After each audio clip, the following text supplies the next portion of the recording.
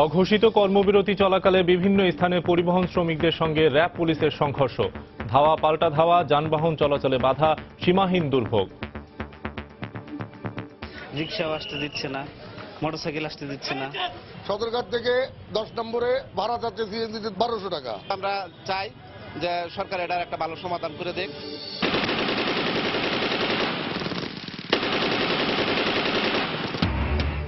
বছর ঘুরে আবারও এলো বাঙালির মুক্তি সংগ্রামের অগ্নিঝরা মার্চ। স্বাধীনতা উত্তর বাংলাদেশে মার্চের চেতনা নিয়ে এখনো নানা প্রশ্ন। পদ্মা সেতুর সুফল পেতে ঢাকা ফরিদপুর মহাসড়কে 4 লেনের কাজ শুরু। রাজধানীর সঙ্গে সড়ক পথে দ্রুততম সময়ে যোগাযোগের সুবিধা পাবেন দক্ষিণ পশ্চিমাঞ্চলবাসী। কুমিল্লা সিটি কর্পোরেশনের কেন্দ্রের উন্নয়নের ছোঁয়া লাগলেও অবহেলিত দক্ষিণের এলাকা, রয়েছে যানজট, জলাবদ্ধতা সহ বেশ কয়েকটি সমস্যা। এবং রাজধানীর ফুলবাড়িয়ায় সরকারি কর্মচারী হাসপাতালে চোখের ছানি অপারেশন করাতে গিয়ে একই দিনে চিরতরে দৃষ্টি হারালেন 4 ব্যক্তি, তদন্তের নির্দেশ কর্তৃপক্ষের।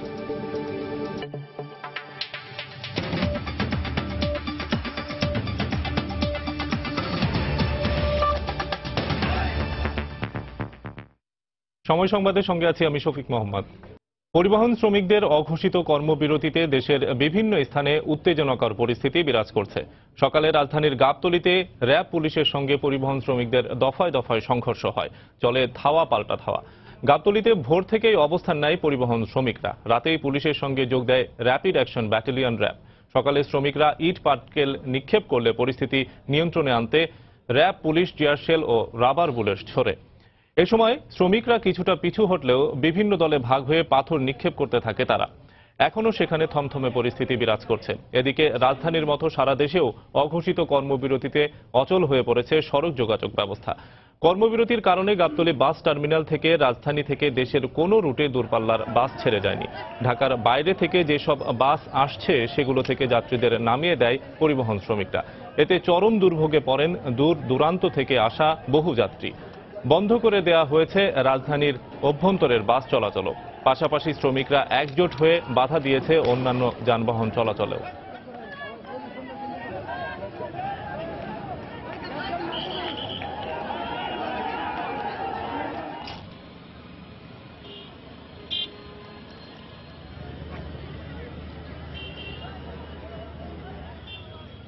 রাজধানীর গাবতলী বাস টার্মিনাল থেকে ধর্মঘটের খবর জানাতে এই মুহূর্তে সেখানে আছেন আমাদের সহকর্মী সেলিয়া সুলতানা। আমরা সরাসরি চলে যাচ্ছি তার কাছে। সেলিয়া। শফিক, গাবতলীতে কিন্তু এই মুহূর্তে একদমই থমথমে অবস্থা বিরাজ করছে। বিশেষ করে যে পুলিশ এবং শ্রমিক যারা ছিলেন আসলে সে বিষয়টি কিন্তু কিছুক্ষণ আগ পর্যন্ত অনেকটা ধাওয়া পাল্টা ধাওয়া এবং বিশেষ করে হচ্ছে পুলিশ কিন্তু পরিস্থিতি নিয়ন্ত্রণের জন্য ফাঁকা গুলি ছোড়ে। এবং আপনারা জানেন যে গতকাল রাত থেকে আসলে গাবতলী প্রায় বন্ধই হয়ে গিয়েছিল। বিশেষ করে গাবতলী থেকে কেন, শুধুমাত্র ঢাকা রাজধানীতে নয়, রাজধানীর বাইরেও কিন্তু আমরা দেখতে পেয়েছি যে কোনো ধরনের দূরপাল্লার বাস যেমন চলেনি, তেমনি রাজধানীর ভেতরেও কিন্তু আমরা দেখতে পেয়েছি যে বাসগুলো কিন্তু খুব একটা চলাচল করেনি। বিশেষ করে যেগুলো আমাদের রাজধানীর ভেতরেই আসলে চলাচল করে, সেক্ষেত্রে আসলে যাত্রীদের যেমন ভোগান্তি হয়েছে, পাশাপাশি কিন্তু অনেক ধরনের সমস্যারও সৃষ্টি হয়েছে। এছাড়া আমরা সকাল থেকে দেখতে পেয়েছি যে অ্যাম্বুলেন্স এবং অন্যান্য যেসব গাড়ি, এমনকি পরীক্ষার্থীদের যেসব গাড়ি আসলে যাতায়াত করছিল, বিশেষ করে সাভার থেকে রাজধানী এবং রাজধানী থেকে সাভার পর্যন্ত, এই জায়গাটিতে কিন্তু কোনো ধরনের বাস চলাচল, কোনো ধরনের যানবাহন চলাচল করতে আসলে দেওয়া হয়নি। শ্রমিকরা কিন্তু এখানে কিছুক্ষণ আগেও বাস ফেলে এবং আগুন ধরিয়ে কিন্তু তারা বিক্ষোভ করছিলেন। তাদের যে দাবিগুলো রয়েছে এর মধ্যে অন্যতম যে বাস ড্রাইভারকে আসলে যাবজ্জীবন দেওয়া হয়েছে তার যে শাস্তি সেটি আসলে শিথিল করার তারা দাবি জানিয়েছেন। পাশাপাশি যে ধরনের আইনগুলো রয়েছে সে আইনগুলোরও কিছু পরিবর্তন আনা জরুরি বলে তারা আসলে দাবি জানিয়েছেন। বিশেষ করে যেটি আসলে দুর্ঘটনা, সে দুর্ঘটনার প্রেক্ষাপটে আসলে কি ধরনের আইন আসলে প্রয়োজন এবং প্রসিকিউশনগুলো কিভাবে আসলে কাজ করবে সে বিষয়গুলো আসলে বিশেষ করে আসলে যত্ন দিয়ে দেখার উচিত বলে, বিশেষ করে প্রশাসনের আসলে দেখা উচিত বলে তারা জানিয়েছেন। আপনারা দেখতে পাচ্ছেন যে আসলে ভ্যানে করে অথবা পায়ে হেঁটে যে কোনো ভাবে আসলে সকাল থেকেই আমরা দেখতে পাচ্ছিলাম যে এভাবেই কিন্তু সাধারণ মানুষ, বিশেষ করে অফিসগামী যারা যেসব মানুষ ছিলেন তাদেরকে আসলে ভোগান্তিতে পড়তে হয়েছে। এই মুহূর্তের বিষয়টা যদি আপনাদেরকে বলে রাখতে চাই, আমরা দেখতে দেখতে পেয়েছি যে সাভারের যে অংশটি রয়েছে আমিনবাজারের অংশ থেকে যেমন পুলিশ আসলে একটি টিম গাবতলী যে বাস স্ট্যান্ড সে বাস স্ট্যান্ডে মূল বাস স্ট্যান্ডের ভেতরে ঢুকেছিল এবং অন্য একটি কিন্তু মিরপুরের দিক থেকে কিন্তু এসে কিন্তু তারা পরিস্থিতি নিয়ন্ত্রণে আনার চেষ্টা করছিল। এখনো কিন্তু আসলে যে অভিযানটি চলছে, বিশেষ করে রাস্তায় যেন অন্যান্য যানবাহনগুলো আসলে বিশেষ করে যে এই ধরনের বাস এবং গাড়ি অন্যান্য যেগুলো আসলে চলাচল করছে এবং অ্যাম্বুলেন্সের মতো গাড়িগুলো যখন চলাচল করছে তখন আসলে তাদের যেন কোনো ধরনের ভোগান্তিতে পড়তে না হয় সে বিষয়গুলো আসলে যেন সাধারণ মানুষ আসলে ভোগান্তিতে পড়ছেন সে বিষয়টি যেমন আসলে যত্নতে রাখার কথা এবং বিশেষ করে বিবেচনায় রাখার কথা বলা হচ্ছে, তেমনি কিন্তু প্রশাসনের কাছে এই দাবিগুলো পৌঁছে দেওয়ার কথাও যেমন বলা হচ্ছে। পাশাপাশি সাধারণ মানুষ আসলে দাবি জানাচ্ছেন যে এই ভোগান্তি আসলে খুব দ্রুত সমাধান হবে বলে তারা আসলে আশ্বাস চাচ্ছেন। বিশেষ করে প্রশাসনের যে হস্তক্ষেপ সে হস্তক্ষেপ আসলে চাওয়া হচ্ছে। এই ছিল আসলে আমার কাছে এখন পর্যন্ত শফিক সর্বশেষ। রাজধানীর গাবতলী বাস টার্মিনাল থেকে ধর্মঘটের খবর জানাচ্ছিলেন রিপোর্টার সেলিয়া সুলতানা। এদিকে পরিবহন শ্রমিকদের অঘোষিত কর্মবিরতির কারণে রাজধানী সহ সারা দেশে যাত্রীরা পড়েছেন সীমাহীন দুর্ভোগে। রাস্তায় কোনো যানবাহন না থাকায় অফিসগামী মানুষও নির্দিষ্ট সময়ে গন্তব্যে পৌঁছতে পারছে না।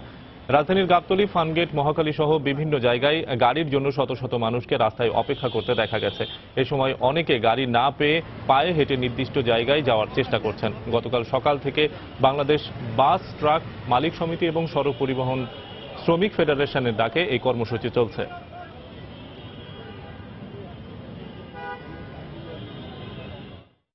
এখানে দাঁড়ায় আছে, কোনো গাড়ি নাই নাই, অফিস টাইম তো আমার পার হয়ে গেছে, অনেক কষ্ট হয়েছে, যাত্রী সবাই কষ্ট হচ্ছে যাতায়াতের জন্য। এভাবে কি চলে? তাদের ক্ষমতা তারা দেখাচ্ছে, এটা অন্য কিছু না। একজন দোষ করছে তাকে শাস্তি পেতে হবে, এটা ঠিক আছে।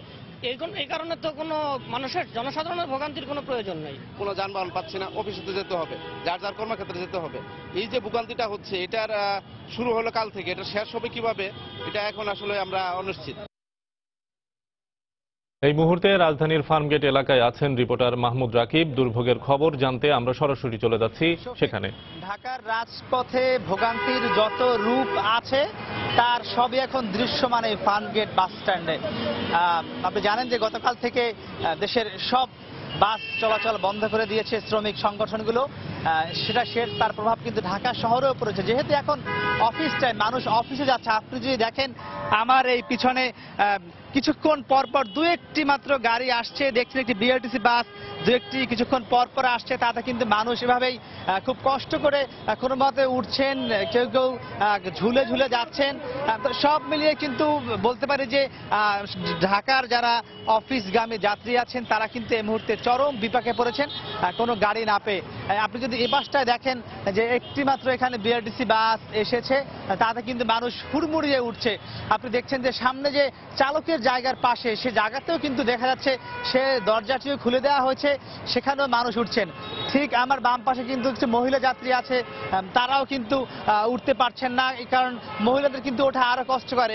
এবং এর বাইরে আপনি যদি জানেন যে ঢাকা শহরের বেশিরভাগ বিআরটিসি বাসই কিন্তু বিভিন্ন অফিস, আদালত, মন্ত্রণালয় সেসব জায়গায় চলে। দেখতে পাচ্ছেন যে একটি এপাশে কিন্তু একটি লেগুনা রয়েছে বা পিকআপ জাতীয় একটি যানবাহন, সেই পিকআপে করেও কিন্তু মানুষ এসেছেন, তারা কিন্তু পিকআপে উঠছেন। তো মোটামুটি আপনি বুঝতেই পারছেন যে আসলে যেহেতু ঠিক 10টার সময় ঢাকা শহরের সকল অফিস শুরু হয়, সে কারণে মানুষ কিন্তু অফিস যেতে পারছে না, তারা ঘন্টার পর ঘন্টা দাঁড়িয়ে আছে। আমাদের কাছে তারা অভিযোগ করেছেন যে এটি আসলে কোনো সমাধান হতে পারে না বলে তারা আমাদের কাছে বিভিন্ন অভিযোগ করেছেন। সব মিলিয়ে বুঝতে পারছেন শুধু ফার্মগেট নয়, এই ধরনের সমস্যা কিন্তু ঢাকার প্রতিটি বাস স্টপেজ, প্রতিটি মোড়, প্রতিটি জায়গায় হচ্ছে। সাধারণ মানুষ কিন্তু খুবই তাদের কঠিন হয়ে পড়েছে অফিসে যাওয়ার জন্য। আমরা যদি আর একটু সামনের দিকে আগাই, দেখবেন যে এখানে আরেকটি কিন্তু পিকআপ এসেছে, তাতেও কিন্তু একই অবস্থা, মানুষ যেতে পারছেন না। বুঝতেই পারছেন যে এখানে কিন্তু আরেকটি মাত্র বিআরটিসি বাস এসেছে। আপনি যদি দেখাই সে বিআরটিসি বাসটিতে মানুষ কিভাবে হুড়মুড়িয়ে ওঠার চেষ্টা করছেন, আপনি দেখতেই পাচ্ছেন যে বিআরটিসি বাস আসার সঙ্গে সঙ্গে কিন্তু মানুষ যেভাবে পারছেন উঠে যাচ্ছেন, ওঠার চেষ্টা করছেন। তো সব মিলিয়ে আসলে এই দুর্ভোগ কতদিন চলবে বলে তারা কিন্তু একটি অনিশ্চয়তার মধ্যে আছেন পুরো ঢাকাবাসী। না, আপনি দেখছেন যে এখানে কিন্তু মানুষজন বাস থেকে নামার আগেই যারা অফিসে যেতে চান তারা কিন্তু হুড়মুড়ি ওঠার জন্য চেষ্টা করছেন।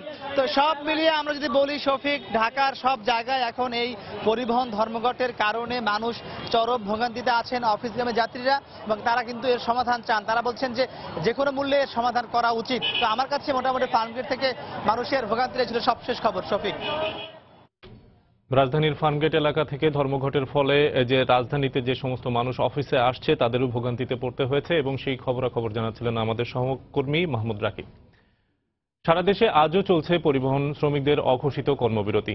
এই মুহূর্তে খুলনা সোনাডাঙ্গা বাস স্ট্যান্ড এলাকায় আছেন সহকর্মী তরিকুল ইসলাম এবং রাজশাহীর শিরোইল বাস টার্মিনাল এলাকায় আছেন রিপোর্টার সাইফুর রহমান রকি। আমরা সরাসরি চলে যাচ্ছি তাদের কাছে। প্রথমে যাচ্ছি তরিকুলের কাছে। তরিকুল, শফিক, এই মুহূর্তে যেটি বলতে পারি যে ধর্মঘটে কিন্তু খুলনার যোগাযোগ ব্যবস্থা সম্পূর্ণ ভেঙে পড়েছে, অর্থাৎ গোটা দক্ষিণাঞ্চলের যোগাযোগ ব্যবস্থা কিন্তু ভেঙে পড়েছে। তো আমরা যেটি সকালে যে চিত্রটি দেখেছি যে অনেকে ঢাকায় যাওয়ার উদ্দেশ্যে বা দূর দূরান্তে যাওয়ার উদ্দেশ্যে সোনাডাঙ্গা বাস টার্মিনালে এসে ভিড় করেছেন, কিন্তু এখানে এসে গাড়ি না পেয়ে তারা কিন্তু হতাশ মনে ফিরে গেছেন। সব মিলিয়ে কিন্তু যারা সাধারণ মানুষ রয়েছেন, যারা দূর দূরান্তগামী মানুষ, অফিসগামী মানুষ, যারা চিকিৎসার জন্য দেশে এবং দেশের বাইরে যেতে যাবেন এরকম প্রস্তুতি নিয়েছেন, তারা কিন্তু তাদের মধ্যে এক প্রকার হতাশা, ক্ষোভ সবকিছু কিন্তু বিরাজ করছে। এর একটাই কারণ যে যোগাযোগ ব্যবস্থা বন্ধ, পরিবহন শ্রমিকদের কর্মবিরতি চলছে এবং পরিবহন শ্রমিকদের এই কর্মবিরতির ফলে আমি সকালেও বলেছি যে শ্রমিকরাও কিন্তু ভালো নেই। তারা এই কর্মবিরতিতে তারাও কিন্তু তাদের উপার্জনের যে পথ সেটাও কিন্তু বন্ধ হয়ে গেছে। আর সেই সাথে কিন্তু সাধারণ মানুষের দুর্ভোগের যে বর্ণনা সেটি তো আসলে এক কথায় বলা যায় যে অবর্ণনীয়। তো এছাড়া যে পণ্যগুলো আজকে ট্রাক ধর্মঘটের কারণে কিন্তু যে সকল পণ্যগুলো খুলনায় আসার কথা বা যেগুলো নিত্য প্রয়োজনীয় পণ্য সেগুলো কিন্তু আসতে পারছে না। তো এবং এইসব পণ্য না আসার কারণে এখানে কিন্তু পণ্যের যে সংকট এবং সংকটের কারণে দাম বৃদ্ধির একটা বিষয় চলে আসে। তো এই বিষয়গুলো ধীরে ধীরে আসলে লক্ষণীয় উঠেছে। যেমন কাঁচা পণ্য যেগুলো পচনশীল পণ্য সেগুলো কিন্তু আমরা দেখতে পাচ্ছি যে বাজারে কিন্তু দাম বেড়ে যাচ্ছে এবং এছাড়া সার বা তেলবাহী যে ট্যাঙ্কারগুলো রয়েছে সেগুলো কিন্তু পেট্রোল পাম্পে সময় মতো তেল দিতে পারছে না বা সারবাহী যে ট্রাকগুলো সেগুলো কিন্তু এই জেলার বিভিন্ন জায়গায় দাঁড়িয়ে আছে রাস্তার পরে। তো সব মিলিয়ে এক কথায় বলবো যে এর থেকে সাধারণ মানুষ মুক্তি চায় এবং সাধারণ মানুষের দাবি যে বিষয়টা দ্রুত সমাধান হোক এবং সকলের যে সকল সমস্যার সমাধান একমাত্র এই সমাধানের মাধ্যমে আসতে পারে। তো এই ছিল আমার কাছে খুলনা থেকে শফিক ধর্মঘটের সর্বশেষ। চলে যাচ্ছি রাজশাহীতে সাইফুর রহমান রকির কাছে। তরিকুল, আপনাকে ধন্যবাদ। রাজশাহীতেও গতকাল সকাল থেকে শুরু হয়েছে অনির্দিষ্টকালের পরিবহন ধর্মঘট। এই ধর্মঘটের কারণে অচল হয়ে পড়েছে এই এলাকার জনজীবন। কারণ এখানকার যেসব যাত্রীরা ছিল অভ্যন্তরীণ এবং দূরপাল্লা রুটের, তারা কিন্তু এই বাস বন্ধ থাকার কারণে তাদের গন্তব্যে পৌঁছানোর জন্য কিন্তু ভেঙে ভেঙে যেতে হচ্ছে বা বিকল্প পদ্ধতিতে তাদের কিন্তু তাদের গন্তব্যে পৌঁছানোর জন্য রওনা দিতে হচ্ছে। তো আমরা সকাল থেকেই ছিলাম রাজশাহী শিরোইল এলাকায়। এখানে ঢাকা বাস টার্মিনাল এবং আন্তজেলা বাস টার্মিনাল কিন্তু একই সাথে। তো এখানে আমরা দেখতে পাচ্ছি যে এখনো প্রচুর পরিমাণ যে বাসগুলো ছিল সেই বাসগুলো কিন্তু সিরিয়াল ধরে রাখা হয়েছে। তবে এই বাসগুলো ছাড়ার জন্য এখনো তাদের কোনো প্রস্তুতি আমরা কিন্তু দেখতে পাচ্ছি না। এবং যেহেতু গতকাল থেকেই এই অনির্দিষ্টকালের ধর্মঘট চলছে, সেক্ষেত্রে আমরা আজকে কিন্তু যাত্রী সংখ্যা অনেক কম দেখেছি বাসের। কারণ এরই মধ্যে অনেকেই জেনে গেছে যে অনির্দিষ্টকালের এই পরিবহন ধর্মঘটের কারণে এই কখন ছাড়বে এই বাসগুলো সেটির কোনো ঠিক ঠিকানা নাই। এই জন্য কিন্তু আমরা সকালের দিকে দেখেছিলাম প্রচুর পরিমাণ যাত্রীদের ভিড় ছিল ট্রেনে, যেটি কিন্তু উপচে পড়া ভিড় যেটি বলা যেতে পারে, এবং প্রচুর পরিমাণ আমরা লোক সমাগম দেখেছিলাম এই ট্রেনে। তো এই যে যাত্রীদের এই দুর্ভোগ হচ্ছে, তারা যেটি বলছেন যে আমরা এ ধরনের দুর্ভোগের শিকার আর হতে চাই না। সরকার যেন দ্রুত এ ব্যাপারে একটি হস্তক্ষেপ করেন এবং এই অনির্দিষ্টকালের পরিবহন ধর্মঘট শ্রমিকরা যেন তুলে নেয় সেই ব্যাপারে সরকার দৃষ্টি দেন। তো এই বিষয়গুলো নিয়ে সরকারের ভাবা উচিত, না হলে অনেক ধরনের ভোগান্তি হচ্ছে। শুধু যে যাত্রীদের ভোগান্তি হচ্ছে তাই নয়, দূর দূরান্ত থেকে আসা রোগীদেরও কিন্তু অনেক দুর্ভোগের শিকার হতে হচ্ছে এই অনির্দিষ্টকালের পরিবহন ধর্মঘটের কারণে। তো শফিক, এমনটাই ছিল আমার কাছে এখন পর্যন্ত অনির্দিষ্টকালের পরিবহন ধর্মঘটের খবর। সারা বাংলাদেশে পরিবহন শ্রমিকদের যে অনির্দিষ্টকালের কর্মবিরতি চলছে সেই খবরাখবর জানছিলাম আমরা। সোনাডাঙ্গা বাস স্ট্যান্ড থেকে জানাচ্ছিলেন খুলনার তরিকুল ইসলাম এবং পাশাপাশি রাজশাহী থেকে জানাচ্ছিলেন আমাদের সহকর্মী সাইফুর রহমান রকি। সময় সংবাদে আরো থাকছে। আদালতের নিষেধাজ্ঞা অমান্য করে ভোলার মেঘনা নদীতে চলছে অপরিকল্পিতভাবে বালু উত্তোলন, হুমকির মুখে শত কোটি টাকা ব্যয়ে নির্মিত শহর রক্ষা প্রকল্প। বছর ঘুরে আবার সমাগত বাঙালির মুক্তি সংগ্রামের অগ্নিঝরা মার্চ। একটি নতুন পতাকা, একটি বজ্রকণ্ঠ ভাষণ, একটি ভীষণ কালো রাত, সব মিলিয়ে 1971-এর মার্চকে ধরা হয় বাংলাদেশের মুক্তি সংগ্রামের চূড়ান্ত ক্ষণ। আজকের এই দিনেই তৎকালীন পাকিস্তানের প্রেসিডেন্ট ইয়াহিয়া খান অনির্দিষ্টকালের জন্য স্থগিত ঘোষণা করেন জাতীয় পরিষদের অধিবেশন। আরো জানাচ্ছেন আজাহার লিমন। 52-এর ভাষা আন্দোলন, 62-এর শিক্ষা আন্দোলন, 66-এর 6 দফা কিংবা 69-এর গণ অভ্যুত্থান, মুক্তি সংগ্রামের প্রতিটি সিঁড়ি অতিক্রম করে যখন 70-এর সাধারণ নির্বাচনে নিরঙ্কুশভাবে জয়ী বাঙালিরা, তখন নতুন করে অগ্নিঝরা মার্চের সম্মুখীন হয় মুক্তিকামী বাঙালি। কারণ পাকিস্তানি সামরিক জান্তার ক্ষমতা হস্তান্তরের টালবাহানা আর নীল নকশার সূত্রপাত হয় এ মাসেই। 1971-এর পহেলা মার্চে জাতীয় পরিষদের অধিবেশন অনির্দিষ্টকালের জন্য স্থগিত করেন তৎকালীন পাকিস্তান প্রেসিডেন্ট ইয়াহিয়া খান। রেডিওতে খবরটি প্রচারের পরপরই পাকিস্তান বিরোধী মিছিলে অগ্রগামী হয় চট্টগ্রাম। এরপর 2রা মার্চ থেকে শুরু হওয়া হরতাল, 3রা মার্চের বিহারীদের চট্টগ্রামের বাঙালিদের উপর চালানো গণহত্যা, গায়েবানা জানাজা সহ সংগ্রাম গাথা দিনগুলো পেরিয়ে আসে মুক্তিগামী বাঙালির সেই দিন, যেদিন স্বাধীনতা সংগ্রামের রূপরেখা তুলে ধরেছিলেন জাতির জনক। আজ বাংলার মানুষ মুক্তি চায়, বাংলার মানুষ বাঁচতে চায়, বাংলার মানুষ তারা। মূলত এ ভাষণের পরেই মুক্তিযুদ্ধের চূড়ান্ত প্রস্তুতি নিতে শুরু করেন পূর্ব বাংলার মানুষ, যার পরিক্রমায় নির্বাচিত প্রধানমন্ত্রী হয়েও বঙ্গবন্ধুর গ্রেপ্তার হওয়া এবং 25 মার্চের কাল রাত।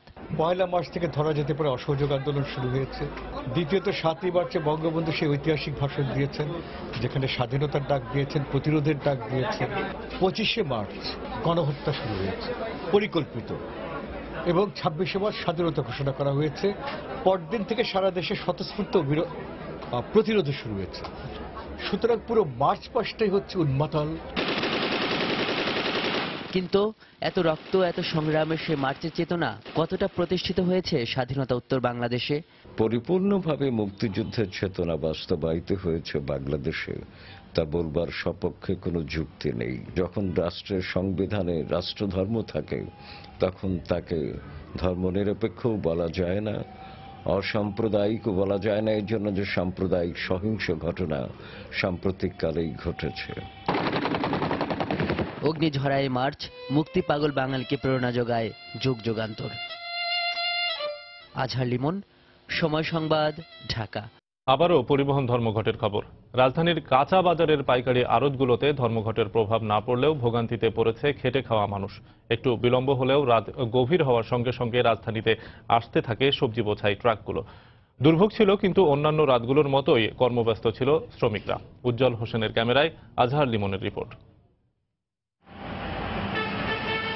একের পর এক সবজি বোঝাই ট্রাকগুলো ঢুকছে রাজধানীতে, যে ট্রাকগুলোর অধিকাংশের গন্তব্য কারওয়ান বাজারের মতো পাইকারি আড়তগুলোতে। গাড়ি ঘুরাই লইয়া তারপরে মনে করেন যে আপনার আশুলিয়ার ভিতর দিয়ে ঢুকছি, মালটা পৌঁছাতে আমরা চলে যাচ্ছি। আমরা এদিকে আপনার গতকালে আসার কথা ছিল? হ্যাঁ, গতকাল আসার কথা ছিল। ঘোষিত কিংবা অঘোষিত অবরোধ কিংবা ধর্মঘট, কোনো কিছুতেই ব্যস্ততা কমেনি রাজধানীর এসব কাঁচা বাজারগুলোতে। রাত এখন প্রায় 3টা। এই মুহূর্তে সবজি বোঝাই ট্রাকগুলো যেমন রাজধানীতে ঢুকছে, তেমনি প্রতিদিনের মতোই ব্যস্ত রয়েছে রাজধানীর এসব খেটে খাওয়া মানুষেরা। তবে এখানকার শ্রমিকদের ছিল নানা অভিযোগ। যে গাড়ি 10টার দিকে আসে ওই গাড়ি রাতের 1টার পর আইছে, এখনো ভ্যানে 1 টাকার মাল উঠাইতে পারি নাই।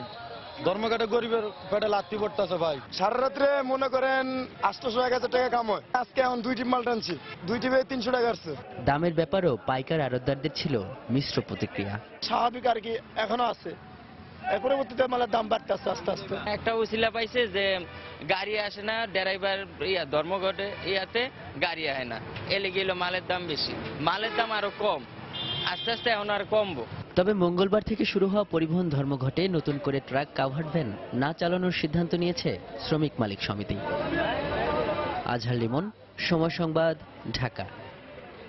বান্দরবনের গহীন পাহাড় থেকে 5টি এসএমজি ও রাইফেল উদ্ধার করেছে র্যাব 7। এগুলো টেকনাফের রোহিঙ্গা শিবিরের আনসার ক্যাম্প থেকে লুট হওয়া অস্ত্র বলে দাবি তাদের। র্যাব জানায় অস্ত্র লুটের মূল হোতা মিয়ানমারের নাগরিক নূরে আলমের দেয়া তথ্য মতে ভোরে নাইক্ষ্যংছড়ির তম্ব্রু পাহাড়ের গভীর এলাকায় অভিযান চালায় তারা। এ সময় সেখান থেকে বিভিন্ন স্থানে লুকিয়ে রাখা 6টি এসএমজি ও রাইফেল উদ্ধার করে র্যাব। অস্ত্রগুলো টেকনাফের রোহিঙ্গা শিবিরের আনসার ক্যাম্প থেকে লুট করা হয়েছিল বলে জানায় তারা। এর আগে জানুয়ারি মাসের 9 তারিখ 5টি অস্ত্র সহ 2 জনকে আটক করে র্যাব। সময় সংবাদে আরো থাকছে, রাজশাহী অঞ্চলের বাণিজ্যিক নির্ভরতার ফসল হতে পারে ফুল। নতুন নতুন চাষের সম্ভাবনাকে কাজে লাগাতে ঋণ সহায়তার দাবি। পদ্মা সেতুর নির্মাণ কাজের অগ্রগতি নিয়ে প্রতি মাসের 1 তারিখে আমরা বিশেষ রিপোর্ট প্রচার করে থাকি। তারই ধারাবাহিকতায় আজ থাকছে ঢাকা থেকে ফরিদপুর পর্যন্ত মহাসড়ক 4 লেনে উন্নীতকরণ ও এর সুফল নিয়ে একটি রিপোর্ট। পদ্মা সেতু চালু হলে শুধু নদীপথে নয়, সড়ক পথেও তার সুফল পেতে এর মধ্যেই শুরু হয়ে গেছে ঢাকা থেকে ফরিদপুর মহাসড়কের 4 লেনে উন্নীতকরণের কাজ। এর ফলে 2019 সালের মধ্যে দ্রুততম সময়ে রাজধানীর সঙ্গে সড়ক পথে যোগাযোগের সুবিধা পাবেন দেশের দক্ষিণ পশ্চিমাঞ্চলবাসী। প্রকল্প সংশ্লিষ্টরা বলছেন এটি হবে দেশের প্রথম এক্সপ্রেসওয়ে। প্রকল্প এলাকা ঘুরে এসে রিপোর্ট এহসান জুয়েলের, ছবি তুলেছেন সাইফুল ইসলাম। রাজধানী ঢাকা থেকে মুন্সিগঞ্জের মাওয়া, এভাবেই 2 লেনের অপ্রশস্ত সড়ক দিয়ে যোগাযোগ করে পদ্মা নদীর 2 পারের 19 জেলার পণ্য ও যাত্রীবাহী যানবাহনগুলো। সেতু হলে পাল্টে যাবে জীবনযাত্রা, বাড়বে যানবাহনের চাপ। সেতুতে প্রায় 2 ঘন্টা নদীপথ পার হতে সময় লাগবে 10 থেকে 15 মিনিট। দেশের দক্ষিণ পশ্চিমাঞ্চলের সাথে নিরবিচ্ছিন্ন দ্রুততম সময় এবং সহজতর যোগাযোগের লক্ষ্যে এখন থেকে তাই চলছে যাত্রাবাড়ি থেকে মাওয়া এবং মাদারীপুরের পাঁচশোর থেকে ফরিদপুরের ভাঙা পর্যন্ত মহাসড়ক 4 লেনে উন্নীতকরণের কাজ। গাড়িগুলি চালায় শান্তি পাবে, যানজট সৃষ্টি কম, এদিকের মানুষজন ওদিকে যা কাজ করতে পারবে। রাস্তায় গেলে তাহলে আবারও পরিবহন ধর্মঘটের খবর। ধর্মঘটের কারণে বন্ধ রয়েছে সব ধরনের যান চলাচল। এতে দুর্ভোগে পড়েছেন যাত্রীরা। এই মুহূর্তে চট্টগ্রামের দেওয়ানহাট মোড়ে রিপোর্টার পার্থপ্রতিম বিশ্বাস এবং বরিশালের নথুল্লাবাদ বাস স্ট্যান্ড এলাকায় আছেন রিপোর্টার ফিরদাউস সোহাগ। আমরা সরাসরি চলে যাচ্ছি তাদের কাছে। প্রথমে যাচ্ছি পার্থর কাছে। পার্থ। ধন্যবাদ শফিক। আমরা এখন আছি চট্টগ্রামের দেওয়ানহাট এলাকায়। আমরা সকাল থেকে কিন্তু নগরীর বিভিন্ন সড়ক বাস স্ট্যান্ডগুলো প্রদক্ষিণ করছি। তো সেক্ষেত্রে আমরা যে চিত্র অন্যান্য জায়গায় দেখেছি, এই দেওয়ানহাট মোড়েও ঠিক একই চিত্রই রয়েছে। আজকে সকাল থেকে কিন্তু বন্দরনগরী চট্টগ্রামে পরিবহন ধর্মঘট পালন করছে শ্রমিকরা। তো এই মুহূর্তে আমরা আছি চট্টগ্রামের দেওয়ানহাট এলাকায়। এক্ষেত্রে আপনারা দেখতে পাচ্ছেন এখানে যারা পরিবহন শ্রমিক রয়েছে, বিভিন্ন গাড়ির ড্রাইভার রয়েছে বা যারা শ্রমিকরা রয়েছে তারা এখানে আসছেন। তারা এখানে কোনো গাড়ি কিন্তু চলাচল করতে দিচ্ছেন না। বিশেষ করে গণপরিবহনের যে গাড়িগুলো রয়েছে, আজকে কিন্তু চট্টগ্রামে কোনো গণপরিবহনের গাড়ি কিন্তু চলছে না। এমনিতেই চট্টগ্রামের গণপরিবহন সংকট রয়েছে। সেক্ষেত্রে আজকে যেহেতু সকল ধরনের গাড়ি বন্ধ রয়েছে, এক্ষেত্রে যারা লোকজন রয়েছে তাদেরকে অনেকটাই দুর্বিষহ অবস্থায় পড়তে হয়েছে, এমনটি আমরা দেখেছি। বিশেষ করে আমরা এখানে যে দেওয়ানহাট এলাকায় দাঁড়িয়ে আছে, এদিক দিয়ে কিন্তু চট্টগ্রামের ইপিজেড এলাকায় লাখ লাখ শ্রমিক তারা কাজে যায়। সেক্ষেত্রে আমরা দেখেছি প্রথমে সকালবেলা কিন্তু শ্রমিকরা তারা অনেক ঝামেলায় পড়েছে। এছাড়া আমরা জানি এই নগরীর আগ্রাবাদ এলাকায় কিন্তু একটি ব্যবসায়িক এলাকা, সেক্ষেত্রে অনেক ব্যাংক সেখানে রয়েছে। তো যারা অফিসে যাওয়ার জন্য বের হয়েছে, সেক্ষেত্রে তারাও কিন্তু অফিসে পৌঁছাতে পারেনি। আমরা অনেকের সাথে কথা বলেছি, তারা আমাদেরকে জানিয়েছে অনেকটা হেঁটে তারা গেছে। যারা যেতে পেরেছে তারা অফিসে গেছে, যারা যেতে পারেনি তারা ঘর থেকে বের হয়ে আবার তারা বাসায় ফিরে গেছে। তবে সেক্ষেত্রে সবচেয়ে বেশি ভোগান্তিতে পড়তে আমরা দেখেছি স্কুল কলেজের শিক্ষার্থী যারা রয়েছে। হঠাৎই যেহেতু এই কোনো পূর্ব ঘোষণা না দিয়ে কিন্তু যেহেতু এই ধর্মঘট, সে কারণে কিন্তু স্কুল কলেজে যারা এসএসসি পরীক্ষার্থী তাদেরকেও চরম ভোগান্তিতে পড়তে হয়েছে, এমনটি আমরা দেখেছি। আর আমরা যে দেওয়ানহাট এলাকায় আছি, এখানে কিন্তু এখানে যারা ড্রাইভাররা রয়েছেন, শ্রমিকরা রয়েছে, তারা এদিক দিয়ে কোনো গাড়ি কিন্তু চলাচল করতে দিচ্ছে না।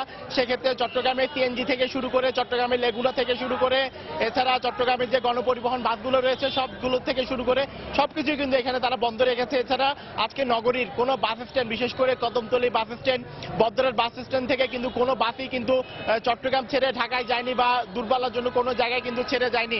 সেক্ষেত্রে এখানে যারা শ্রমিকরা রয়েছেন তারা বলছেন যতক্ষণ পর্যন্ত তাদের যে শ্রমিক ভাই রয়েছে তাকে যে যাবজ্জীবন কারাদণ্ড দেওয়া হয়েছে, এছাড়া আরেক শ্রমিক ভাইকে যে মৃত্যুদণ্ড দেওয়া হয়েছে সেগুলো কমানো না হবে, তাদের যে পূর্ব ঘোষিত কর্মসূচি রয়েছে সেগুলো তারা চালাবে। তো এই ছিল আমার কাছে এখনো পর্যন্ত দেয়ানহাট থেকে এখানকার ধর্মঘটের সর্বশেষ খবর। আমরা যাচ্ছি এখন বরিশালে, সেখানে আছেন আমাদের আরেক সহকর্মী ফেরদৌস সোহাগ। পার্থ, আপনাকে ধন্যবাদ। সারা দেশের মতো বরিশালেও সকাল থেকে চলছে বাস ধর্মঘট, দ্বিতীয় দিনের মতো চলছে এই ধর্মঘট। সকাল থেকে আমরা এখানে অবস্থান করছি। আমরা যেটা দেখেছি যে বরিশালে কিন্তু একেবারে অহিংস এই ধর্মঘট চলছে, শান্তিপূর্ণভাবে ধর্মঘটটি চলছে। সকাল থেকে এসে আমরা যেটা দেখেছি যে এই বরিশাল বাস টার্মিনাল থেকে নতুল্লাবাদ বাস টার্মিনাল থেকে কোনো বাস কোনো গন্তব্যে ছেড়ে যায়নি এবং একইভাবে আরেকটি বাস টার্মিনাল রয়েছে রূপাতলী বাস টার্মিনাল, সেখান থেকে কিন্তু কোনো গাড়ি চলাচল করেনি। আমরা একটু দেখাবার চেষ্টা করছি যে বরিশাল বাস টার্মিনাল থেকে বাস না ছাড়ার কারণে অবর্ণনীয় দুর্ভোগে পড়েছেন যাত্রীরা। বরিশালের 10টি উপজেলা রয়েছে বরিশাল ছাড়া, আর হিজলা, মুলাদি এবং মেহেন্দিগঞ্জ 3টি উপজেলার সাথে যোগাযোগ রয়েছে নৌপথে, কিন্তু বাকি যে 6টি উপজেলা রয়েছে এই 6টি উপজেলা যাতায়াতের জন্য কিন্তু সড়ক পথে যোগাযোগের মাধ্যম। এই সড়ক পথে যোগাযোগের জন্য প্রতিদিন অসংখ্য মানুষকে কিন্তু বিভিন্ন গন্তব্য ছুটতে হয়। এইসব জায়গায় কিন্তু এই মানুষগুলো যেতে পারছে না এবং না যেতে পারে তারা বিকল্প হিসাবে অতিরিক্ত ভাড়া দিয়ে সিএনজি, অটোরিকশা এবং মোটরসাইকেল ব্যবহার করছেন এবং এটা করতে গিয়ে তাদেরকে নানান দুর্ভোগ পোহাতে হচ্ছেন, ঠিক সময় মতো পৌঁছতে পারছেন না এবং দেখা যাচ্ছে যে জায়গার ভাড়া বাসে গেলে পরে 50 টাকা বা 60 টাকা পারা যেত সেই জায়গাটির ভাড়া 300 থেকে 400-500 টাকা প্রতিজন পর্যন্ত নেওয়া হচ্ছে।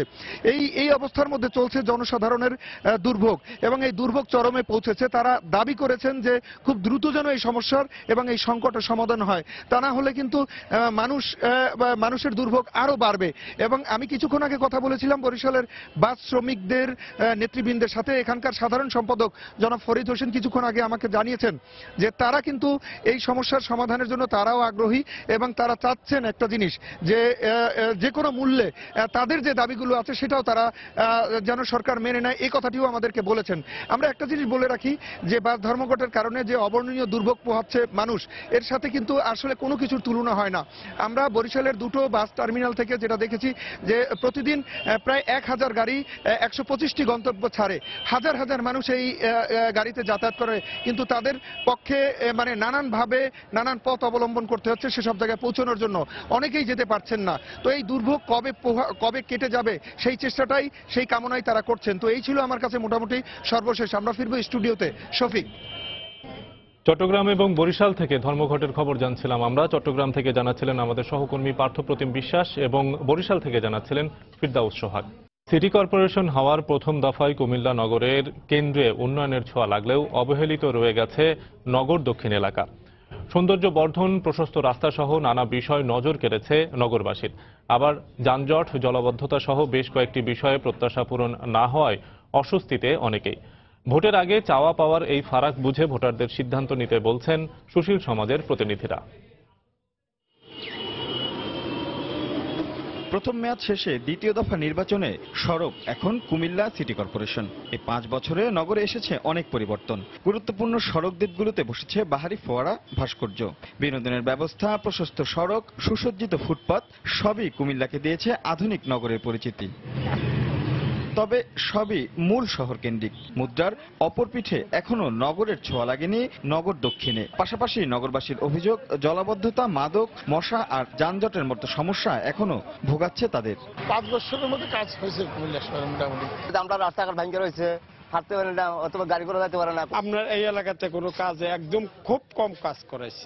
আমরা ট্যাক্সও দেই তাদের মতো, সবকিছুই ওইখানের মতনে করি। উন্নয়নের বেলা কিন্তু আমাদের এখানে তেমন একটা হয় নাই। রাস্তাঘাট মোটামুটি এখন বর্তমানে অনেকটা ভালো হয়েছে, তারপর জলাবদ্ধতা এখনো নিরসন হয় নাই। সুশীল সমাজের প্রতিনিধিরা বলছেন মেয়াদ শেষে প্রত্যাশা আর প্রাপ্তির ফারাক থাকবেই, তবে ব্যবধান মেপেই সিদ্ধান্ত নিতে হবে ভোটারদের। এক্ষেত্রে জনগণের প্রয়োজন বুঝে কাজ করতে পারবে এমন মানুষকেই বেছে নিতে বলছেন তারা। প্রাপ্তির সাথে প্রত্যাশার সাথে মিলে না, সঙ্গত কারণেই মানুষের প্রত্যাশা যেটা ছিল তার আংশিক হয়তো পূরণ হয়েছে, সম্পূর্ণটা পূরণ হয়নি। আমরা ভবিষ্যতে আশা করব যিনি আসবেন উনি ওই প্রত্যাশাকে পূরণ করবেন। সিটি কর্পোরেশনের সাথে আমাদের যে প্রত্যাশা এবং প্রাপ্তি একটা ফারাক রয়ে গেছে। তারা চেষ্টা করেছে, সব চেষ্টা সম্পূর্ণ না। যারাই আসবে, নতুন নির্বাচিত হয়ে মেয়র আসবেন, তিনি নতুনভাবে চিন্তা করবেন, তিনি একজন ইনোভেটিভ মানুষ হবেন, তিনি উদ্ভাবনী চিন্তা করবেন, নতুন কি করা যায় এই পুরাতন শহরকে। 2,07,556 জন ভোটার 30 মার্চ নির্ধারণ করবেন তাদের নতুন মেয়র। রাশেদ লিমন, সময় সংবাদ, কুমিল্লা। ফুলকে বাণিজ্যিক নির্ভরতার ফসল হিসেবে ভাবছে রাজশাহী অঞ্চলের চাষিরা। স্বল্প সময়ে মুনাফার নিশ্চয়তা আর নগরে দিন দিন এর বহুমুখী ব্যবহারে এই চাষ লাভজনক মনে করছেন তারা। তবে নতুন নতুন ফুল চাষের সম্ভাবনাকে কাজে লাগাতে সরকারি ও ব্যাংক ঋণের সহায়তা চাইলেন উদ্যোক্তারা। ফুল চাষ সম্প্রসারণে চাষিদের প্রশিক্ষণ এবং চারা সরবরাহ নানাভাবে সহযোগিতার হাত বাড়িয়ে দিয়েছে কৃষি বিভাগ। হাবিবুর রহমান পাপ্পুর তোলা ছবিতে রাকিবুল হাসানের প্রতিবেদন। বরেন্দ্রের শুকনো মাটিতেও সবুজের সতেজতা ছড়াচ্ছে ফুলের বাড়ন্ত গাছগুলো। সবুজ খেতে মাথা উঁচিয়ে এ যেন রঙের মেলা। নীল, সাদা, সিঁদুরে লাল, শিশিরের মুক্ত দানায় ফুটে উঠছে মন রাঙানো গোলাপ, গাঁদা, বৈজয়ন্ত সহ নানা ফুলের কুড়ি।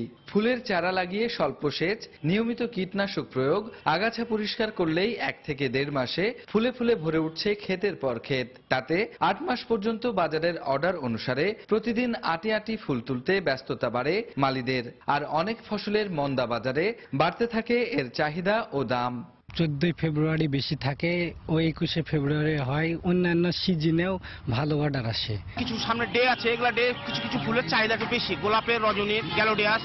কৃষি বিভাগ বলছে শহরে ব্যাপক চাহিদা ও ফুলের বাজার থাকায় এ চাষ সম্প্রসারণে কৃষকদের সহযোগিতা করা হচ্ছে।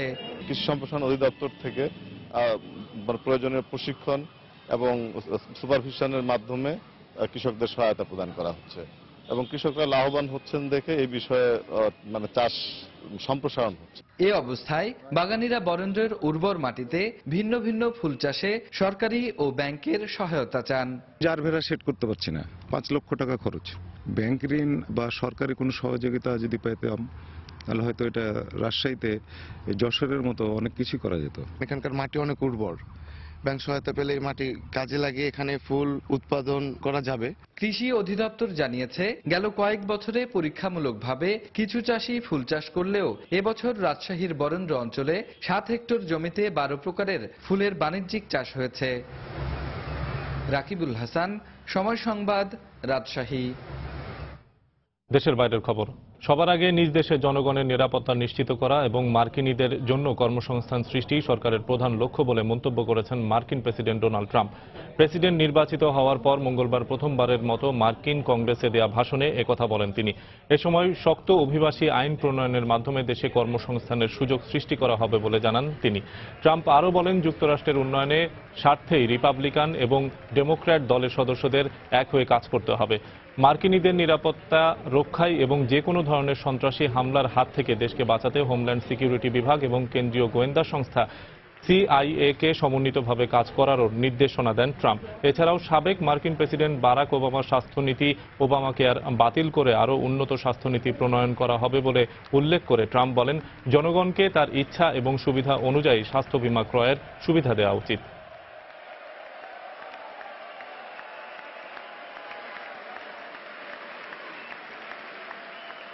We have seen the attacks at home. 9/11-এর পর থেকেই এদেশে একাধিক সন্ত্রাসী হামলার ঘটনা আমরা প্রত্যক্ষ করেছি। আমরা দেখেছি কিভাবে ফ্রান্স, জার্মানি, বেলজিয়াম সহ বিশ্বের বিভিন্ন প্রান্তে একের পর এক সন্ত্রাসী হামলা চালানো হয়েছে। আর এ কারণেই আমরা মার্কিনীদের নিরাপত্তার স্বার্থে এদেশে অভিবাসীদের অবাধ প্রবেশের অনুমতি দিতে পারি না। ইতালিয়ান কাপের খবর। সেমিফাইনালের প্রথম লেগে নাপোলির বিপক্ষে দারুণ জয় পেয়েছে জুভেন্টাস। 3-1 গোলে জয়ে ইটালিয়ান কাপের ফাইনালের পথে এগিয়ে গেল অ্যালিগ্রির শিষ্যরা। এদিকে লা লিগায় এইবারের সঙ্গে 2 গোলে ড্র করেছে রিয়াল সোসিয়েদাদ। সিরিয়ায় একের পর এক জয়ে উঠছে জুভেন্টাস। ইতালিয়ান কাপে ধীরে ধীরে শিরোপার দিকে এগিয়ে যাচ্ছে তুরিনের ওল্ড লেডিরা। জুভেন্টাসের স্টেডিয়ামে ফাইনালে ওঠার লড়াইয়ে শুরু থেকেই একচেটিয়া আধিপত্য ছিল অ্যালিগ্রির শিষ্যদের। তবে প্রথমার্ধে তাদের আক্রমণগুলো রুখে দিয়ে উল্টো 36 মিনিটে ক্যালেহানের গোলে লিড নেয় নাপোলি। এগিয়ে থেকেই বিরতিতে যায় তারা। বিরতি থেকে ফিরেই 23 বছর আর্জেন্টাইন ফরওয়ার্ড পাওলো দিবালার গোলে সমতায় ফেরে জুভেন্টাস। আনন্দে ফেরে পরে স্বাগতিক সমর্থকরা। 64 মিনিটে জুভেন্টাসকে 2-1 গোলে এগিয়ে দেন আরেক আর্জেন্টাইন গঞ্জালো হিগুয়েন। এর মাত্র 5 মিনিট পর আবারও দিবালা জাদুতে ব্যবধান 3-1 গোলে নিয়ে যায় জুভেন্টাস। শেষ পর্যন্ত আর গোল শোধ করতে পারেনি নাপোলি। ফলে জয়ের উল্লাসে মাঠ ছাড়ে অ্যালিগ্রির শিষ্যরা।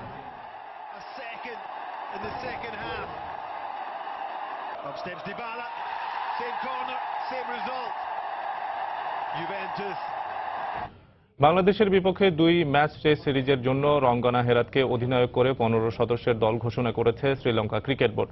দলের নতুন মুখ স্পিনার মালিন্দা পুষ্পকুমারা। ইনজুরির কারণে আগেই টেস্ট সিরিজ থেকে ছিটকে যান নিয়মিত অধিনায়ক অ্যাঞ্জেলো ম্যাথুস। তাই বাংলাদেশের বিপক্ষে টেস্ট সিরিজের জন্য দায়িত্ব পেলেন 38 বছর বয়সী হেরাত। এর আগে গেল অক্টোবর-নভেম্বরে জিম্বাবুয়ের বিপক্ষে দলের 2 টেস্টের নেতৃত্ব দিয়ে জয় এনে দিয়েছিলেন তিনি। 7 জন বিশেষজ্ঞ ব্যাটসম্যানের সঙ্গে দলে আছে 4 জন পেসার ও স্পিনার। সম্প্রতি অস্ট্রেলিয়ার বিপক্ষে টি-20 সিরিজে ভালো পারফর্ম করায় টেস্ট দলের সুযোগ পেয়েছেন আসেলা গুণারত্নে এবং নিরোশান ডিকুয়েলা।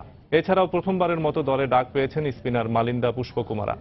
দলে বাকি সদস্যরা হলেন করুণারত্নে, উপুল থারাঙ্গা, ধনঞ্জয়া ডি সিলভা, কুশাল মেন্ডিস, দীনেশ চান্দিমান, সুরাঙ্গা, লাকমাল, লাহিরু, কুমারা, নোয়ার প্রদীপ, ভিকুম সঞ্জয়া, দিল রুয়ানা পেরেরা এবং লাকসান সান্দাকান।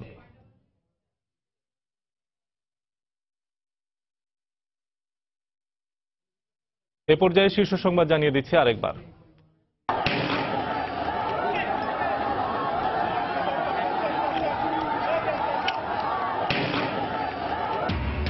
অঘোষিত কর্মবিরতি চলাকালে বিভিন্ন স্থানে পরিবহন শ্রমিকদের সঙ্গে র্যাব পুলিশের সংঘর্ষ, ধাওয়া পাল্টা ধাওয়া, যানবাহন চলাচলে বাধা, সীমাহীন দুর্ভোগ। রিক্সাও আসতে দিচ্ছে না, মোটরসাইকেল আসতে দিচ্ছে না। সদরঘাট থেকে 10 নম্বরে ভাড়া যাচ্ছে সিএনজি 1200 টাকা। আমরা চাই যে সরকার এটার একটা ভালো সমাধান করে দেখ।